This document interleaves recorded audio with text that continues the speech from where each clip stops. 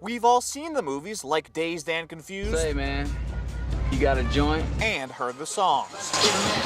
But marijuana is now a big business, both recreational and medical. It's really difficult to start and grow a business right now. Brandon Pollock was a student at Colby College when it hit him. After college, he moved to California to work at a marijuana dispensary. He learned this industry has its challenges. We think our business could definitely grow and would do a lot better if we could just do all credit cards like any other store does. One of the biggest challenges is that marijuana isn't legal at the federal level, so many financial service institutions like banks won't work with business owners like Pollock. We had to pull money out of every place we could possibly find, everyone we knew for, dozens and dozens of people, hundreds of people we went to try to find funding to get going. He adds some credit unions will work with cannabis shops with deposits and payroll payments. But they're far and few between. With customers unable to use credit cards to make purchases, cannabis owners just deal in cash. Sometimes it's very large sums of money that is now being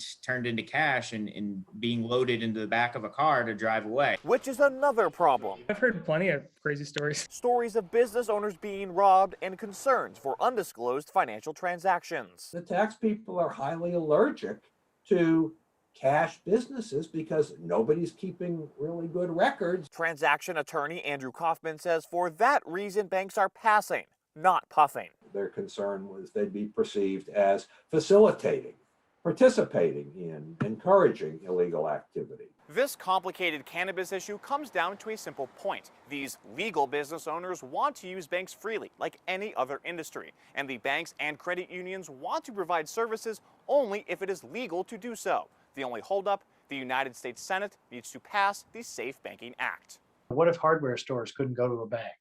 What if a grocery store couldn't go to a bank or a clothing store? I mean, people would say, huh? Maine's independent Senator Angus King is one of the co-sponsors of the bill that he says is common sense. There's going to be more and more recognition in the Congress and in the Senate that we've got to do something about this foolish banking restriction. This bill passing the U.S. House of Representatives Monday night, so it goes to the Senate, where support continues to grow. I think it ranges from Elizabeth Warren to Rand Paul. I mean, that pretty much covers the waterfront in the Senate. King adds senators represent the people in their states, and now 36, plus Washington, D.C., have at least one legal marijuana program. Everybody's got to keep their ear to the ground and understand and know what's going on and when change is occurring.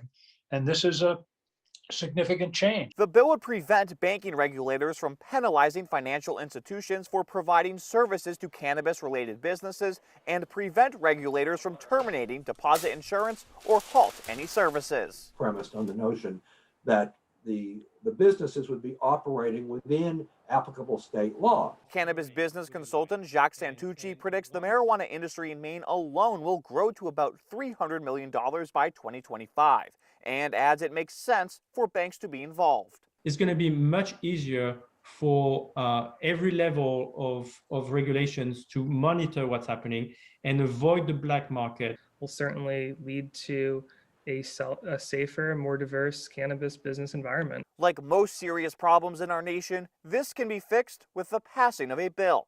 The Safe Banking Act is a key step in giving this industry the legal legitimacy it's been looking for. Sam Rogers, News Center, Maine.